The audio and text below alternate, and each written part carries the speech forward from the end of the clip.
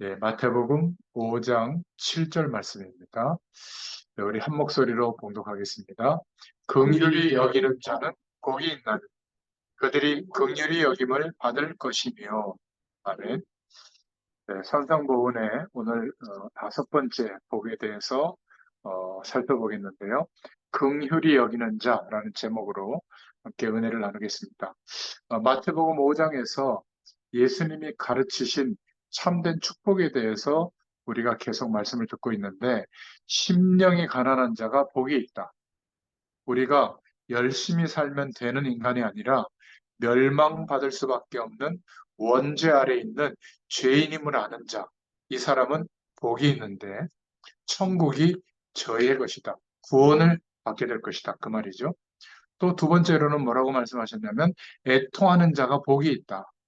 살기 힘들어서 애통하는 그 애통함이 아니라 우리가 살아가는 현장을 보면서 죽어가는 영혼들을 향한 애통함이 있는 자가 복이 있다. 그 사람은 하늘의 위로를 받을 것이다. 아무리 똑똑해도 하늘의 축복, 하나님의 축복을 못 받으면 승리할 수가 없는 겁니다. 그렇죠? 세 번째 말씀하신 내용이 온유한 자가 복이 있다. 성격이 차분하고 목소리가 작은 사람이 아니라 하나님의 말씀에 길들여진 자, 순종할 수 있는 사람이 온유한 자다. 그 사람은 하나님의 말씀을 따라 순종해 나갈 때 약속하신 세계복음화의 축복, 세상을 정복하는 축복이 오게 될 것이다. 이렇게 말씀하셨고요. 지난번에 어, 말씀을 나눴는데, 의에 줄이고 목마른 자. 목마른 자는 목마른 것밖에 생각하지 않잖아요. 오직 그리스도가 필요하구나.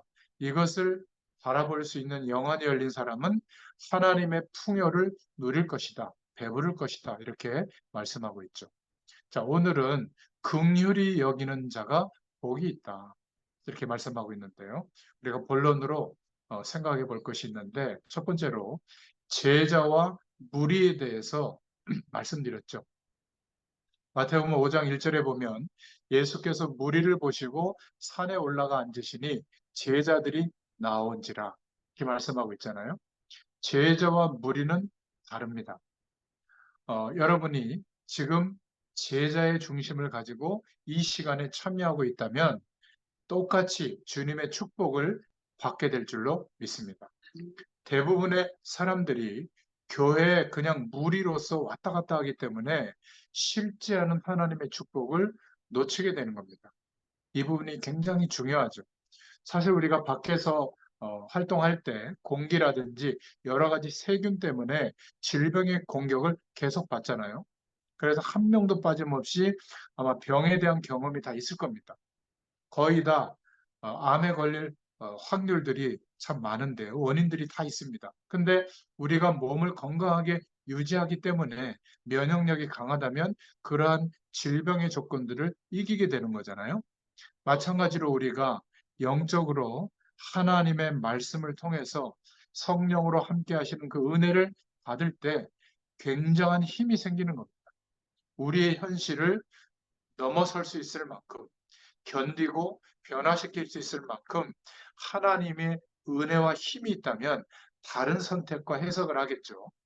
오늘 그냥 말씀 듣고 끝나면 그저 한 번 예배 드리는 거지만 약간만 제자로서의 중심을 깨닫고 하나님을 바라본다면 굉장한 응답의 시간이 될 줄로 믿습니다. 오늘 하나님이 살아계셔서 나에게 깨달음을 주십시오. 믿음 안에서 확인되는 살아 역사하는 말씀을 허락해 주십시오. 이렇게 기도하게 되면 그것 자체가 큰 응답의 문이 될 줄로 믿습니다. 이렇게 아주 근소한 차이로 우리의 삶에 하나님의 큰 증거들이 오느냐 안 오느냐가 바뀌게 되는 것 같아요. 많은 사람들이 교회를 다니면서도 실제적인 하나님의 축복을 모르는 이유는 군중으로 그냥 왔다 갔다 하기 때문에 그렇습니다. 물론 우리가 지나치게 무엇을 막 집착해서 막 이렇게 막 들을 필요는 없지만 제대로 복음의 말씀들을 믿고 알아들어야 되지 않겠습니까? 예배드리러 그냥 왔다 갔다 하기 때문에 많은 진리를 놓치기도 하고, 또 어떤 사람은 반대로 너무 지나치게 집착하다가 그 작은 기준 말고 모든 걸 놓치다 보니까 그래서 하나님의 응답이 뭔지 잘 모르는 겁니다. 여러분 성경에 보면 예수님이 지나가실 때 바디메어라는 인물이 무조건 자기의 병을 고쳐달라고 하지 않았죠. 예수님이 지나가시는 시간을 알고 그분이 그리스도인 것을 알고 도와달라고 한 겁니다. 내 병을 고쳐주세요 하지 않고 다윗의 자손 예수여 나를 긍휼히 여겨 주옵소서 불쌍히 여겨달라고 외쳤던 겁니다. 예수님께서는 응답하셨죠. 그죠? 혈루증 걸린 여인도 있었습니다. 의술로 안 되던 병을 가지고 있던 혈루증 걸린 여인이 예수님이 지나가는 그 시간에 만나게 된 것이죠. 믿음을 가지고 예수님의 옷자락을 붙잡았던 겁니다. 이게 중요해요. 거기에 지금 예수님 나타났을 때 많은 사람들이 있었지만 그 사람들이 다 은혜를 입은 게 아닌데 이 혈루증 걸린 여인은 믿음으로 치유함을 받게 된 겁니다. 그런 면에서 제자와 무리는 달라요. 똑같이 한 교회에서 예배드리지만 시험에 들고 상처받는 사람이 있는 반면에 하나님의 말씀이 역사하는 축복을 누리는 제자와 무리가 있는 겁니다. 이렇게 굳이 차별을 하는 게 아니라 이렇게 분별하면서 우리가 볼 수 있어야 될 줄로 믿습니다. 무리로 영적 상태가 있는 분들이 아무리 열심히 하려고 해도 잘 안 돼요. 그래서 이해해주고 중보기도 해주고 기다려줘야 되는 겁니다. 제자는 하나님이 원하시는 말씀이 그 중심에 부딪히면 순종할 수 있는 사람이거든요. 그런 은혜를 주십니다. 시편 100편 4절에 보니까 우리가 예배할 때마다 왕궁에 들어가는 것처럼 초대받은 것처럼 감사함으로 해라 이렇게 말하고 있죠. 우리가 찬양할 때도 그렇게 해야 하고 기도도 왕궁에 초대받은 것처럼 그렇게 한다면 하나님 앞에 우리가 헌금 드릴 때도 그렇게 할 수 있다면 왕궁에 초대받아서 가는 사람처럼 모든 게 달라지겠죠. 그죠? 제자와 무리는 다른 겁니다. 사도행전 1장 14절부터 15절에 보면 초대교회에 참 연약한 120명이 성령의 충만함을 받고 보니까 그 당시에 가장 복받은 사람들로 하나님이 사용하시는 대열에 쓰임받는 대열에 세워지게 된 겁니다. 예수님께서 말씀하셨던 그 말씀을 약속으로 중요하게 붙잡고 기도하기 시작했던 거예요. 여기에서 제자와 무리가 다르다는 겁니다. 우리는 자꾸 여러분들이 섬기는 교회에서 무슨 일을 많이 감당하는 게 중요하다고 생각하는데 그것보다는 진짜 하나님의 응답을 받는 데는 이렇게 조금만 생각을 바르게 하면 하나님의 응답을 받게 됩니다. 우리는 무슨 엄청난 일을 많이 해야 되는 줄 아는데 그렇지 않아요. 내가 무엇 때문에 지금 여기에 있는가? 왜 하나님은 이 시간을 허락해 주셔서 우리에게 은혜를 받게 하시는가? 뭔가 성령께서 우리에게 인도하시는 그 생각을 조금만 할 수 있다면 하나님의 응답을 받게 될 줄로 믿습니다. 사도행전 12장 1절부터 25절에 중대한 의미를 놓고 초대교회에 문제가 왔을 때 밤새워서 기도했던 거죠. 하나님은 역사하셨잖아요. 그런 제자에게 오늘 예수님께서 산 위에 불러서 가르치는 메시지가 뭐죠? 긍휼히 여기는 자는 복이 있다. 저희가 긍휼히 여김을 받을 것이요. 이렇게 말씀하고 있죠.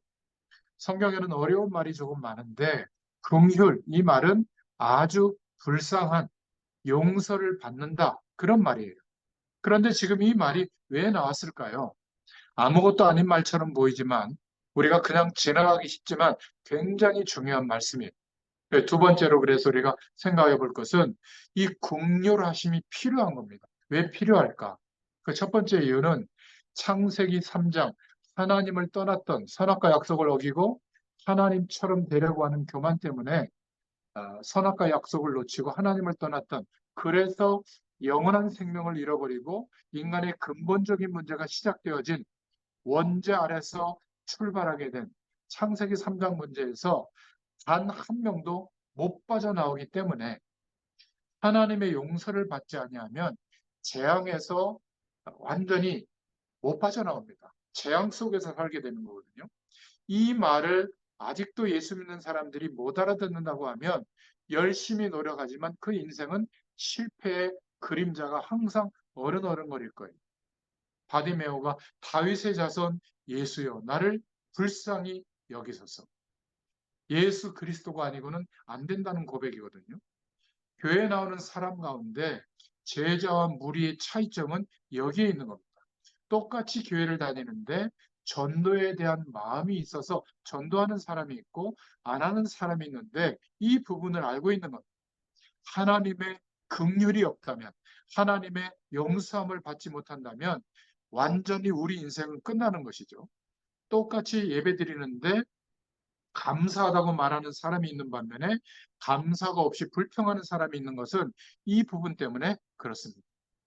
저와 여러분이 하나님의 긍휼을 입지 아니하면 전부 다 멸망받을 수밖에 없죠. 과학과 의학이 발전하는데도 불구하고 이 땅의 사람들은 점점 어려워집니다. 예전에 과학과 의학과는 비교할 수 없을 정도로 발전돼 가고 있잖아요. 그런데 왜 세상은 자꾸 어려워질까요? 로마의 배경이 어마어마한데도 왜 로마의 사람들은 멸망이 임할 수밖에 없을까요? 하나님의 긍휼이 이 땅에 필요하기 때문에 그런 겁니다. 이 말을 못 알아듣는다면 어쩔 수 없이 실패가 자꾸 오는 거죠. 하나님을 떠나서 출생한 인생의 문제, 그 저주 문제를 해결받지 않고는 살아갈 수가 없기 때문에 우리의 노력을 아무리 기울여도 그것이 답이 되지 않기 때문에 우리는 누구의 긍휼이 필요하다, 누구의 용서가 필요하다, 하나님의 긍휼이 필요하다 그 말이에요.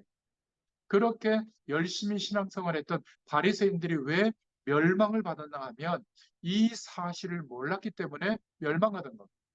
솔직히 오늘 하나님의 말씀에 여러분들의 귀를 기울여야 될 줄로 믿습니다. 두 번째로 아무리 공부를 열심히 하고 아무리 노력을 잘해도 가문에서 우상 숭배하다가 내려오는 저주를 그 후대들이 우리 대에까지 그 저주가 오는데 못 막아요. 그러니까 바디메어가 얼마나 정확히 말했냐면 나를 불쌍히 여겨달라 이렇게 외친 거죠. 예수님께서도 긍휼히 여김을 받는 자가 복이 있다 이렇게 말씀한 겁니다. 이게 얼마나 중요한 말씀인지 몰라요. 세 번째로 지은 죄에 대해서 반드시 저주가 오거든요. 불교 이론은 틀린 이론은 아닙니다. 불교 이론이 뭐냐면 지은 죄대로 그대로 벌 받는다는 거예요. 그래서 업을 없애야 된다고 도를 닦고 수행해야 된다고 하잖아요. 근데 성경은 그것을 말하고 있지 않아요. 그 죄의 결과로 오는 저주에서 어떻게 빠져나오느냐, 그것을 말하고 있는 겁니다. 종교에서 말하고 있는 죄의 업보를 달래고 뭔가 선행으로 때우는 그런 노력이 아니라 완전히 해방받는 길을 말하고 있는 겁니다. 지은 대로 저주를 받는다고 하면 어떻게 될까요? 여러분 하루에 24시간 중에 1초만 죄를 지어도 1년이면 365개를 져요. 1초만 죄 지어도. 10년이면 3,650개를 짓습니다. 이렇게 평생 살고 나면 죄투성이에요. 어떻게 해결받을 수 있겠습니까? 선한 일을 얼마나 해야 될까요? 마음으로 지은 죄는 또 얼마나 많겠습니까? 그죠? 또 우리가 알지 못하고 지은 죄는 얼마나 많을까요? 그러면 틀림없이 종교적으로 말하면 저주를 받아야 되잖아요. 그런데 여기에서 빠져나와야 사는 겁니다. 그래서 하나님의 긍휼을 입은 자가 복되다. 네 번째로 가문에 흐르는 영적인 문제는 반드시 자녀에게 똑같이 흐르거든요. 집안에 흐르는 영적인 문제는 재앙은 반드시 여러분 자녀에게 흐르게 되어 있습니다. 여기에서 해방되는 것이 긍휼이다 그 말이에요. 여러분들은 그냥 가볍게 생각할 수 있지만 저는 현장에서 많이 봤어요. 어느 날 할아버지가 이상한 병으로 죽게 된 겁니다. 그런데 그 아들 아버지에게 또 이상한 병이 오게 된 거예요. 문제는 그 병이 걸린 게 문제가 아니라 하나님 떠나서 죄와 저주 가운데 사단의 배경 속에 완전히 사로잡힌 영적 흐름이 연결되고 있는 거예요. 이게 간단한 얘기가 아닙니다. 여기에서 우리가 신앙생활을 똑바로 해야 되는 거예요. 이 저주의 비밀을 볼 수 있어야 됩니다. 그래서 우리의 노력으로가 아니라 하나님의 긍휼하심을 입지 않으면 안 된다. 그래서 예수님이 긍휼히 여김을 입은 자가 복이 있다 말씀하고 있는 겁니다. 큰 세 번째로, 그래서 긍휼의 복, 그게 뭐죠? 복음입니다. 예수님이 이 땅에 오셔서 십자가 지시고 부활하심으로 완벽하게 이루어 놓으신 복음의 내용, 이 말을 알아들어야 복음도 전할 수 있는 거 아니겠어요? 긍휼이라는 말은 쉽게 말하면 용서받고 불쌍히 여김을 받는다는 말입니다. 창세기 3장 15절에 우리는 하나님을 떠난 원죄 아래에서 출발했기 때문에 반드시 재앙이 들이닥칠 수밖에 없는데 안 받게 되어졌다.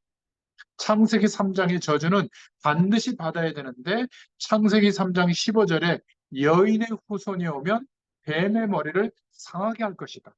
사단의 모든 괴계를 깨트릴 것이다. 이 오실 메시아의 약속에 대한 말씀인데, 오실 메시아, 예수님이 이 땅에 오셔서 그리스도 되어주신 이 약속을 믿고 내 마음에 영접하면 생명이 회복되어지고 하나님께서 거룩한 영 성령으로 함께 하시게 되죠. 그래서 해방되는 줄로 믿습니다. 이제는 저주 가운데 있지 않고 영원한 생명의 축복으로 옮긴, 완전히 뛰어넘게 된 하나님의 거듭난 백성으로 살아가게 되는 줄로 믿습니다. 그래서 오늘 마태복음 5장 1절에 예수님께서 산에 앉으사 전하는, 메시지를 전하는 그분이 바로 구원의 주인공으로 오신 거예요. 여기에 알아듣는 사람은 제자일 것이고 못 알아듣는 사람은 무리다, 그 말이에요. 무리의 특징이 뭐냐? 종교인이나 신앙인이나 똑같아요. 그냥 복 받는 겁니다. 잘 되는 거예요. 문제 해결 받는 거예요. 그게 나쁜 건 아닌데 제자가 관심 기울이는 말씀은 달라요. 인간과 세상의 문제를 해결하는 유일한 길, 하나님이 말씀하고 있는 복음의 핵심, 바로 예수님이 하신 그리스도의 일이 왜 필요한가? 이것을 알아듣는 사람이에요. 사도행전 1장 8절, 성령의 충만함이 임하면 권능이 우리에게 임하게 되고 땅끝까지 세계복음화 되어지는 축복이 우리 인생을 통해서도 이루어지게 되는 겁니다. 그렇죠? 이 말을 알아듣는 사람이 제자입니다. 못 알아듣는 사람은 아직도 군중 속에 있는 것과 같죠. 그냥 따라다니는 사람들. 그러니까 문제가 오면 여지없이 실패의 자리로 들어가는 거예요. 저와 여러분이 실패를 실컷 하고 난 뒤에 그때 가서 깨닫는다면 늦죠. 오늘 깨닫게 하시는 성령의 역사하심이 저와 여러분에게 있기를 축원드립니다. 그래서 로마서 8장 2절에 죄와 사망의 법에서 너희를 해방하였습니다. 해방될 것이라가 아니라 해방하신 줄로 믿습니다. 반드시 감옥에 있어야 되는데 용서해서 집으로 보내준 게 뭐죠? 긍휼이에요. 긍휼. 그게 복음을 말하는 겁니다. 요한복음 25장 24절에 믿는 자는 사망에서 생명으로 아예 옮겼다. 이게 하나님의 긍휼인 줄로 믿습니다. 고린도후서 5장 14절에 보면 보라, 이전 것은 그리스도 안에 회복되지 못했던 저주의 배경 속에 있던 우리는 이전 것은 지나갔으니 보라, 새로운 피조물이라. 거듭난, 예수 생명으로 거듭난 새로운 피조물이 된 줄로 믿습니다. 이게 긍휼이에요. 로마서 8장 31절부터 39절에 이제는 그리스도 안에서 있기 때문에, 하나님 나라의 배경 속에 있기 때문에 절대로 안 망하는 신분으로 그 자리로 옮겨버린 줄로 믿습니다. 누가요? 하나님께서. 내가 약간 잘못할 때 원래 저주받은 자리로 돌아간다? 그게 종교예요. 복음 속에 회복된 우리는 아니에요. 영원히 해방시킨 줄로 믿습니다. 그걸 보고 하나님의 긍휼이라고 해요. 이것은 얼마나 큰 축복인지 모릅니다. 그래서 오늘 마지막 네 번째 본론으로 이 축복을 우리의 매일매일의 삶 가운데 누려야 될 줄로 믿습니다. 이 축복을 가만히 가지고 있으면 안 돼요. 누려야 돼요. 믿음 안에서 고백하고 누려야 돼요. 오늘 우리는 긍휼을 입었기 때문에 이 축복을 어떻게 누려야 될까? 이제 우리는 긍휼히 여기는 자가 되어야 될 줄로 믿습니다. 복음을 정말 깨닫게 되면 긍휼히 여기는 사람이 돼요. 저도 복음을 몰랐을 때는, 잘 몰랐을 때는 사람을 보이는 대로 판단하고 정죄하고 비판하고 그랬습니다. 그런데 예수 그리스도 안에서 이 축복을 깨닫고 나니까 내 눈에 보이는 사람들을 용서할 수밖에 없어요. 왜냐하면 나도 억만 저주 가운데서 빠져나오는 은혜를 받았는데 다른 사람을 용서 못할 이유가 없잖아요. 그죠? 정말 손양원 목사님 같은 분 아시잖아요. 자기 아들을 죽인 살인범을 양아들로 삼지 않았습니까? 그죠? 사람이 어떤 존재인지를 충분히 이해한 사람이에요. 복음을 알면 우리는 그 긍휼하심을 입었기 때문에 다른 사람에게도 긍휼히 여길 수밖에 없는 겁니다. 아직 원죄 아래서 저주가 올 수밖에 없는 창세기 3장 문제에 빠져 있다는 것을 우리가 알고 있는데 요한복음 8장 44절에 마귀의 권세에 눌려 있는데 어떻게 그 사람을 보이는 것 가지고 다 판단할 수 있겠습니까? 용서할 수밖에 없는 거죠. 여러분의 남편, 여러분의 아내, 여러분의 자녀, 가족들, 직장에서 일하는 동료들, 그냥 그러는 게 아닙니다. 사도행전 10장 38절에 보니까 마귀에 눌려 있다고 말하고 있거든요. 무엇 때문에 그렇게 대단한 사람들, 성공한 사람들이 이상한 행동, 부정한 일들을 할까요? 마귀에 눌린 자라고 성경은 말하고 있는 겁니다. 이것을 볼 수 있다면 불쌍한 마음이 드는 거죠. 긍휼히 여기는 자는 복이 있나니 저희가 긍휼히 여김을 받을 것이요. 하나님의 긍휼하심이 날마다 우리에게 있게 될 줄로 믿습니다. 두 번째로 인생을 참으로 알면 긍휼히 여기게 됩니다. 정말 복음을 알고 인생을 정말 알게 되면 우리도 긍휼히 여길 수 있게 돼요. 복음을 우리가 정말 알게 된다면 상대방을 이해할 수가 있는 겁니다. 시므이와 바실레라는 사람이 구약에 나오는데 다윗과 관련된 인물들이에요. 다윗이라고 하는 왕이 어려움을 당했는데 막 신발도 못 신고 산을 넘어서 도망가는 그런 때가 있었거든요. 그때 복음도 모르고 인생도 잘 알지 못하는 시므이라고 하는 비루한 자가 다윗이 왕인데도 끝났다고 도망가는 줄 알고 다윗을 보고 막 저주하고 욕하고 돌 던지고 그랬던 겁니다. 그런데 똑같은 다윗을 보고 인생을 조금 알고 있는 바실레라고 하는 노인은 그 어려움을 당했을 때 다윗에게 먹을 것을 갖다 주고 대접을 했어요. 이게 차이점입니다. 우리가 실제로 하나님의 축복을 받는 문들을 알아야 돼. 긍휼히 여기는 자는 긍휼히 여김을 받게 될 것이다. 복음을 정말 알면 우리가 만나는 사람들에 대해서 긍휼히 여길 수가 있는 겁니다. 인생이 어떤 것인가를 정말 알면 화나는 대로 막 성격대로 막 하는 게 아니라 긍휼히 여길 수가 있다. 그리고 두 번째로 우리가 살아가면서 인생에 기억에 영원히 남는 사람들이 있잖아요. 정말 우리가 어려움을 당했을 때 우리를 정말 어렵게 만드는 사람 영원히 기억하죠. 그런데 또 반대로 내가 정말 어려움에 처했을 때 나에게 아무도 돕지 않는데 도움의 손길을 줬던 사람 영원히 기억에 남게 될 줄로 믿습니다. 그런데 여러분에게 영원한 생명의 축복을 누릴 수 있도록 도와줬던 사람 그런 전도자는요 평생 영원히 그 사람의 기억 속에 남을 거예요. 그런 면에서 긍휼히 여기는 자는 복이 있나니 저희가 긍휼히 여김을 받을 것이다. 예수님께서 말씀하신 것이죠. 세 번째로 하나님의 축복을 참으로 알면 긍휼히 여기게 됩니다. 우리가 성령으로 함께 하시는 하나님의 축복을 경험하게 되면 상대방에 함부로 말하지 않습니다. 하나님의 축복을 알면 그렇게 하지 않아요. 베드로전서 3장 8절부터 12절에도 보면 악을 악으로 갚지 말고 욕을 욕으로 갚지 마라. 도리어 악한 자에게 축복하라. 이것 때문에 너희를 불렀다. 긍휼함을 베풀어줬다 그 말이죠. 이 축복을 유업으로 주기 위함이다. 이렇게 말씀하고 있는 겁니다. 베드로전서 3장 12절에 주의 눈은 의인을 향하시고 그의 귀는 저의 간구에 귀 기울이시되 주의 낯은 악행하는 자들 향하시느니라 알고 있다 그 말이에요. 그래서 하나님의 축복을 정말 아는 자는 다른 사람을 긍휼히 여기게 될 줄로 믿습니다. 오늘 결론입니다. 정말 복음을 알고 있다면 긍휼히 여기게 될 줄로 믿습니다.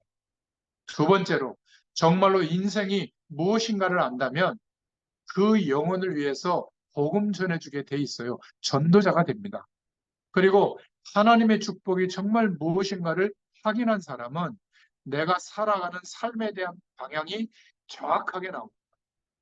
그러니까 불신자들이 볼 때는, 하나님 모르는 사람들이 볼 때는 이해할 수 없는 삶을 사는 거예요. 이익을 따라, 세상 배경을 따라 성공하는 삶을 사는 것 같지는 않은데 자기들이 그렇게 몸부림쳐도 해결할 수 없었던 진리를 소유하고 있거든요. 그리고 어떤 문제 앞에서도 굴복하지 않고 결국 그 문제와 환경을 바꾸는 하나님의 능력이 나타나는 것을 보고 있단 말이에요. 그러니까 그러한 사람들이 무속인에게 찾아가지 않고 이상한 사람에게 찾아가지 않고 저와 여러분에게 자신들의 가장 중요한 문제를 상담할 겁니다. 그때는 당당하게 내게 임한 하나님의 축복을 말해주면 되는 것이죠. 정말 복음을 알면 복음 없는 여러분의 남편, 여러분의 가정의 사람들 볼 때 막 싸워야 될 상대가 아니라 불쌍한 마음이 듭니다. 막 돌아다니고 타락하고 도박하고 술 먹고 답답한 애가 그런 거 아니겠어요? 그럴 수밖에 없죠. 제가 볼 때는. 그 사람이 미운 게 아니라 안타깝게 여겨지는 겁니다. 그럴 수밖에 더 있겠는가? 하나님을 알지 못하니까 노름도 하고 악한 짓도 하고 별짓을 다 하고 몸부림치는 거 아니겠어요? 여러분이 복음을 정말로 안다면 누구든지 긍휼을 베풀 수가 있다. 여러분이 인생이 무엇인지를 알았다면 더욱 긍휼히 여길 수 있다. 그리고 하나님의 축복을 한다면 막 대하지 않을 거예요. 이런 부분이 너무 중요한 겁니다. 저와 여러분이 현장과 세상을 참으로 안다면 전도하게 되어 있습니다. 긍휼히 여김이 오기 때문에, 영혼을 사랑하는 마음이 오기 때문에 복음 전할 수밖에 없어요. 사도행전 10장 38절, 에베소서 2장 2절에도 보면 영혼이 죽어가고 있는 게 안 보입니까? 그죠?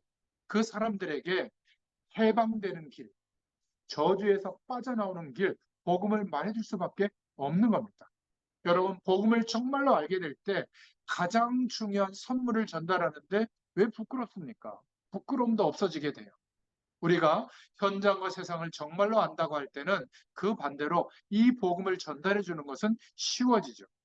하나님을 알지 못하는 사람은 틀림없이 들이닥치고 있거나 닥쳐 있는 저주 가운데 있고 그 속에서 살아가는 것이 분명하기 때문에 말할 수밖에 없는 겁니다. 복음을 알고 있다면 긍휼히 여기게 되어 있습니다.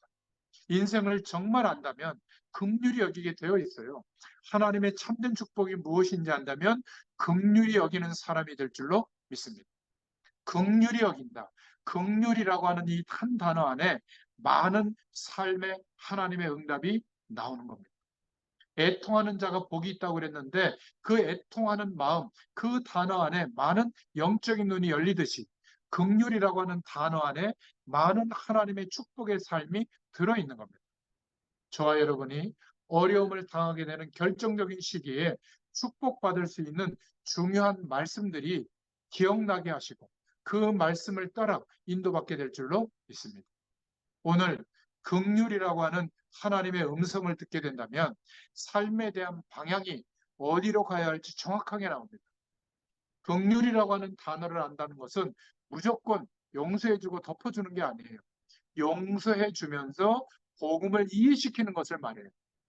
굉장히 어려움을 당했는데 해결책이 없다면 어떻게 될까요? 죽음과 같은 문제가 놓였는데 해결책이 없다면 어떻게 되겠습니까? 그 사람에게는 긍휼이 없는 거예요. 하나님의 긍휼이 없는 거죠. 그죠? 안타까운 겁니다. 긍휼히 여기는 자는 복이 있나니 저희가 긍휼히 여김을 받을 것이다. 이 말은 이 당시 예수님이 누구를 의식해서 하신 말이죠? 바리새인들을 두고 한 말이에요.